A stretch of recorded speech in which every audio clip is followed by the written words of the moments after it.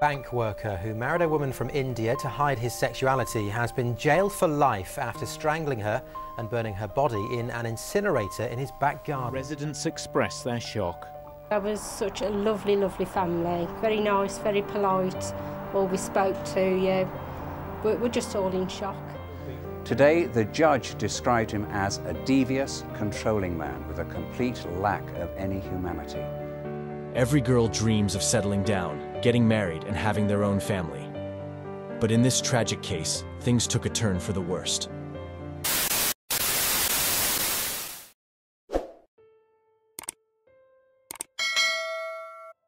Jasvir Ginday, a 29-year-old banker, lived in Walsall, England. Jasvir was doing well for himself, with his own house, car, and a decent job. But in the South Asian community, it is normal to be married by this age, and his parents would always call him to ask when he is getting married. Jasvir would ignore his parents' requests until 2012. As he was 29, he finally agreed to his parents' demands. They were happy and started to search for a girl for their son. October 2012. Jasvir went to India. His parents show him photos of women for marriage, but Jasvir didn't like any of them. Sometime later, one of Jasvir's relatives showed a girl's profile on a matrimonial website to his parents. Her name was Varkha Rani. Varkha lived in a state in Punjab. She was 24 years old and had recently graduated with a degree in IT. She was smart from young and obtained degrees in 4 different courses. As she was at the age for marriage, her parents created a profile for her with her permission. Jasvir was shown a picture and he was happy to meet her. His parents contacted Varkha's parents and both families arranged to meet sometime later. During this period, the pair were speaking. After talking for a while, the marriage conversations began. A wedding date was set.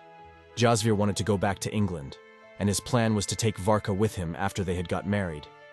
This made her family even happier because Varkha had studied a lot, and she would find a better job in the UK. 28th March 2013.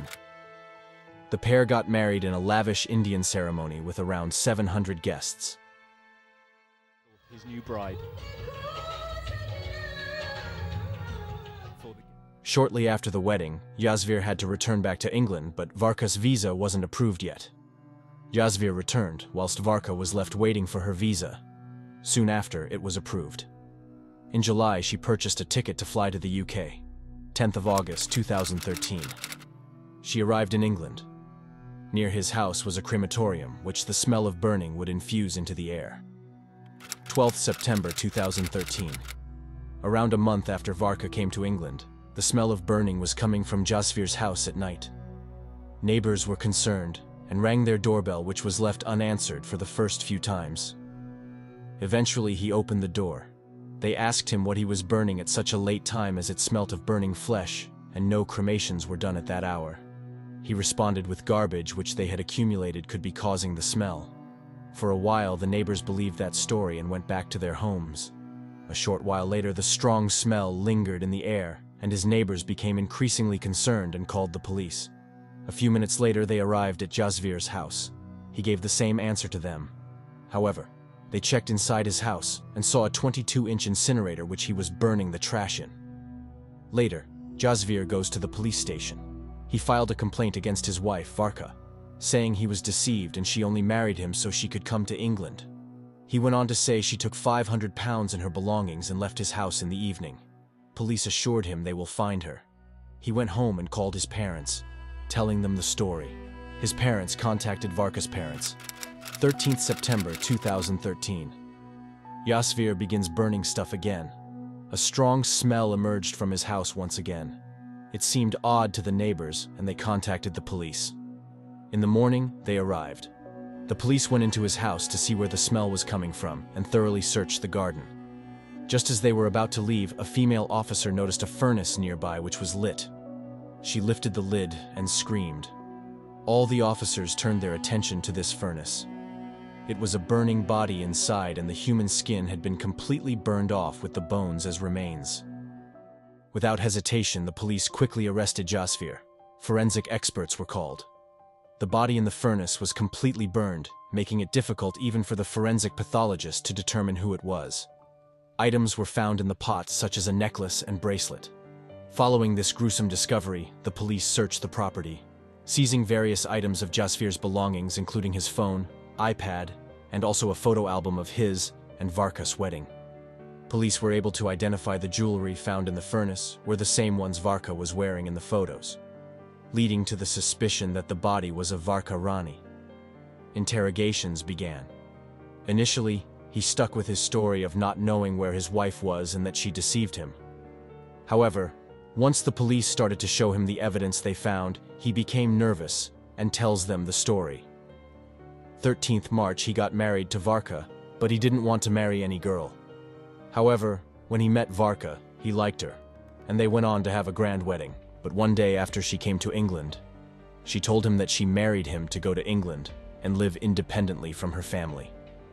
This made Jasvir angry and caused many arguments between them, including the morning of the 12th of September, which she didn't return home even in the evening, which is why Jasvir went to the police station to file a complaint.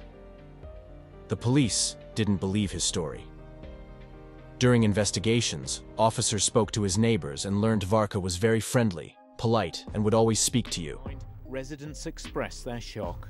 That was such a lovely, lovely family. Very nice, very polite, always spoke to you.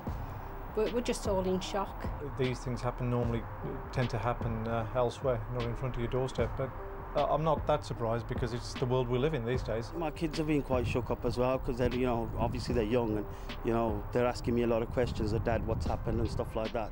The body was badly... However, a more shocking discovery was made. Jasvir's friends revealed he was more interested in men than women. The court heard that Ginday was frequently visiting gay bars and having relationships with men around the time of his engagement to Varkha in 2012. Jasvir was continuously trying to portray a false narrative. Searching through his iPad revealed images which portrayed more about his personality. Due to these findings, police wanted the truth from Jasvir and pressed him during interrogations. He broke down. Jasvir told the officers he had a fight with Varkha on the morning of September 12th. He got extremely angry and grabbed a vacuum cleaner pipe nearby and choked Varkha with it. He went on to say, "She died and I didn't know what to do. I took Varkha's body to my garden and put her body into the furnace, placed some pieces of wood into it, and poured some petrol over it all before setting fire." This story wasn't the entire truth. Jasvir knew from around the age of 12 that he was gay, but didn't tell anyone. He completed his graduation in India and moved to England, where he found a job.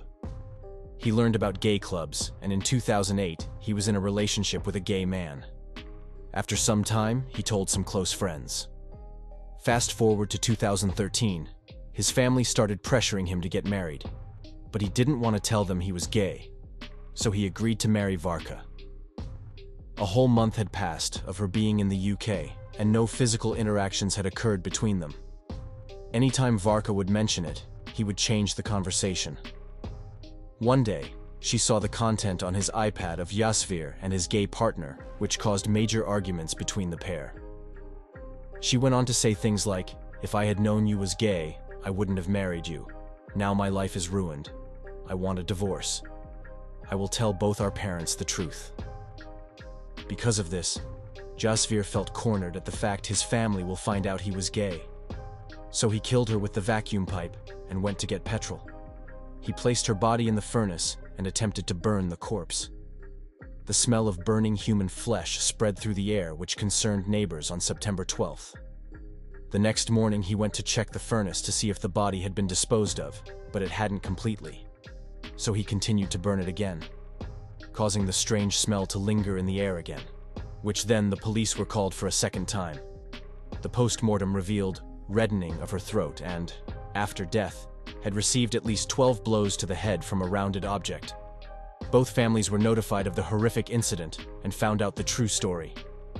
Because of all the evidence, he was easily convicted.